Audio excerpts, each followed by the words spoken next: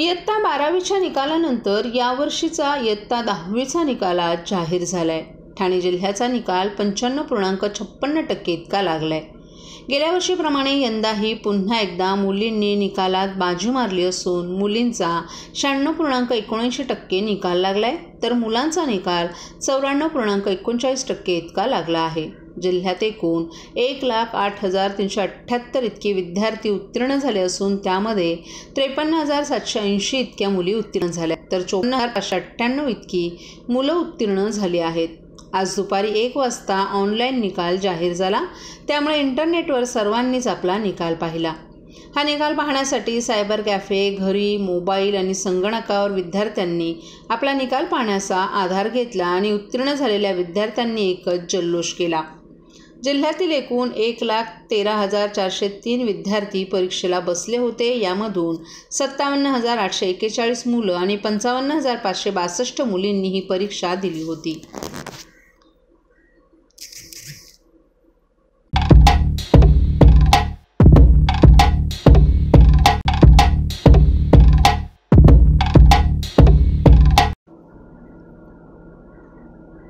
ठाणे महानगरपालिकेचे माजी ज्येष्ठ नगरसेवक देवराम लक्ष्मण भोईर यांनी आजवर केलेल्या समाजसेवेबद्दल त्यांना ग्लोबल ह्युमन पेस युनिव्हर्सिटी यांनी डॉक्टरेट पदवी देऊन त्यांचा सन्मान केलाय। त्यासाठी त्यांचं सर्व स्तरातून अभिनंदन करण्यात येत आहे। सामाजिक शैक्षणिक क्षेत्रात देवराम भोईर यांचं उल्लेखनीय असं कार्य आहे। गेली 40 वर्ष राजकारणात सक्रिय राहून समाजातील तळागाळातील माणसांपर्यंत पोहोचून त्यांच्या अडीअडचणी समजून घेत देवराम भोईर यांनी गरिबांना मदतीचा हात दिला। अनेकांची उद्ध्वस्त घरी उभी करण्यात देवराम भोईर यांचा मोलाचा वाटा आहे। त्यांच्या कार्यालयात आलेला माणूस कधीच रिकाम्या हातानं किंवा निराश होऊन न जाता आनंदानं घरी जातो। शिक्षण क्षेत्रात आपल्या विभागातील मुलांनी उत्तुंग कामगिरी करावी यासाठी भोईर यांनी शाळा सुरू केली। आज या शाळेचा 10वीचा निकालही 100%वर पोहोचलाय। कुशल आणि विद्यार्थ्यांशी कनेक्ट असणारे शिक्षक आपला शैक्षणिक दर्जा सुधारण्यासाठी अविरत मेहनत घेत असतात। देवराम भोईर यांच्या मार्गदर्शनाखाली हे ज्ञानमंदिर शिक्षणाची कवाडं खुली करत आहे।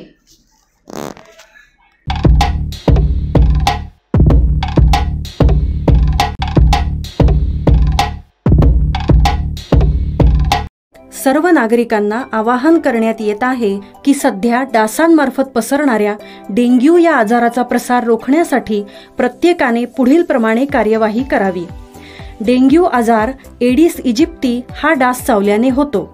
या डासांची पैदास साचलेल्या किंवा साचवलेल्या स्वच्छ पाण्यामध्ये होते। 8 दिवसांपेक्षा जास्त दिवस पाणी उघडे व साचून राहिल्यास त्यात डास अंडी घालतात। अंड्यांच्या अळ्या तयार होऊन पुढे डास तयार होतात। यासाठी आपल्या घरातील पाणी साठे उदाहरणार्थ बॅरल्स, पिंपे, टाक्या, हौद, रांजणे इत्यादी दर आठवड्याला रिकामे करून घासून पुसून कोरडे करून पुन्हा भरावे। 1 दिवस कोरडा दिवस म्हणून पाळावा। पाणी साठ्यांना घट्ट झाकणे बसवावीत किंवा जुनी साडी, चादर, धोतर यांनी बांधून झाकून ठेवावीत, म्हणजे डास त्यात जाऊन अंडी घालणार नाहीत। घराच्या गच्चीवर, आजूबाजूला, अंगणात कोठेही पाणी साचू देऊ नये। भंगार सामान उघड्यावर टाकू नये, उदाहरणार्थ टायर्स, प्लास्टिक सामान, कुंड्या, टाकाऊ वस्तू इत्यादी। अशा सामानात पावसाचे पाणी साठून त्यात डेंग्यूच्या डासांची पैदास होते। घरातील कूलर्स, फ्रीजच्या पाठीमागील ट्रे हे देखील वेळोवेळी कोरडे करावेत।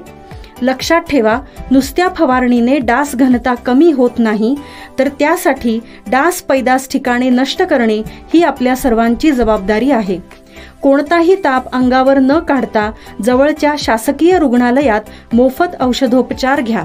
अशा प्रकारे नागरिकांनी सहकार्य केल्यास डेंग्यूचा प्रसार रोखणे सहज शक्य आहे।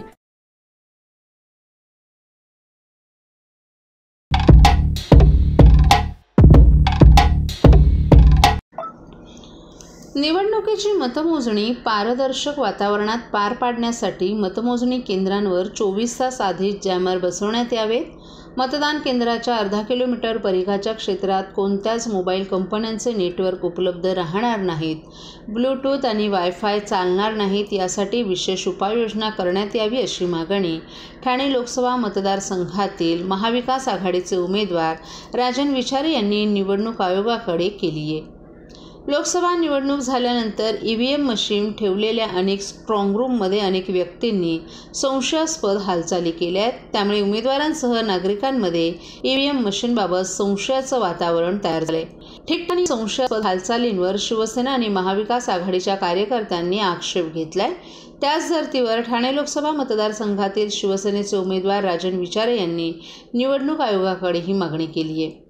मतदारसंघात EVM मशीन जमा करण्यात आलेल्या सर्व स्ट्रॉंग रूममध्ये CCTV यंत्रणा बसवण्यात यावी. त्याचा प्रत्येक दिवसाचा अहवाल देण्यात यावा. या CCTV यंत्रणेचं थेट प्रक्षेपण उमेदवारांना उपलब्ध होईल याची व्यवस्था करण्यात यावी अशी मागणीही राजन विचारे यांनी यापूर्वीच निवडणूक आयोगाकडे केली आहे. EVM मशीन हॅक केल्या जात असल्याची चर्चा सर्वत्र सुरू आहे. त्यामुळे मतमोजणीबाबत प्रश्नचिन्ह निर्माण झाले. म्हणून मतमोजणी पारदर्शक वातावरणात व्हावी यासाठी मतमोजणी केंद्रांवर उच्च क्षमतेचे जामर बसवण्यात यावेत. मतमोजणी केंद्राच्या अर्धा किलोमीटर परिघाच्या क्षेत्रात कोणत्याही कंपनीच्या मोबाईलला नेटवर्क राहणार नाही अशी या जामरची तीव्रता असावी. त्याचबरोबर मतमोजणी केंद्रात कोणत्याही कंपनीचे ब्लूटूथ आणि वायफाय चालणार नाहीत. याबाबतही दक्षता घेण्यात यावी असंही राजन विचारे यांनी आपल्या पत्रात नमूद केले.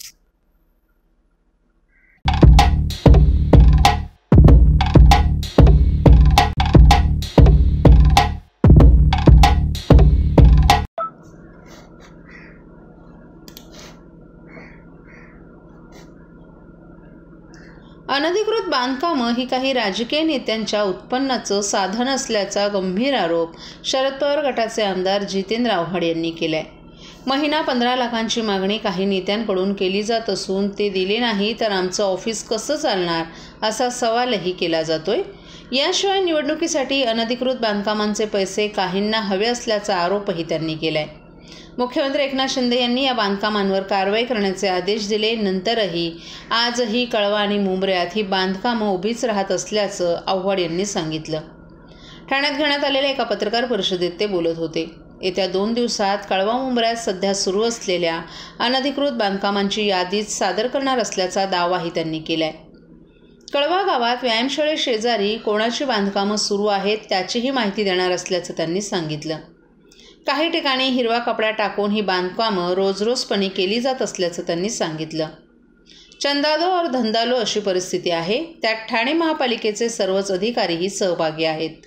यात सहभागी असणाऱ्या सर्व अधिकाऱ्यांवर महापालिका आयुक्त सौरभ राव यांनी तात्काळ निलंबनाची कारवाई करणं अपेक्षित आहे. मात्र ती कारवाई होणार नसल्याचंही त्यांनी सांगितलं. एकूणच अनधिकृत बांधकामांना खतपाणी घालण्याचं काम सुरू असून कळवा मुंब्रा बकाल करण्याचा मनसुबा आखला जात असल्याचंही त्यांनी सांगितलं. त्यामुळे या अनधिकृत बांधकामांसंदर्भात SIT लावून चौकशी करण्याची मागणीही त्यांनी केली आहे. अनधिकृत बांधकामांना ठाणे महापालिकेचं अतिक्रमण विभाग जबाबदार असल्याचा आरोपही आव्हाड यांनी केलाय. खुद्द मुख्यमंत्री एकनाथ शिंदे यांनी विधानसभेत अनधिकृत बांधकामांवर कारवाईचे आदेश दिले होते. मात्र त्यानंतरही बांधकामं उभीच राहत असल्याचं त्यांनी सांगितलं. त्यातही काही ठिकाणी कारवाई करण्यात आलेल्या बांधकामांच्या ठिकाणी देखील पुन्हा बांधकामं उभी राहत असून त्याकडेही कानाडोळा केला जात असल्याचं चित्र असल्याचं आव्हाड यांनी नमूद केलं.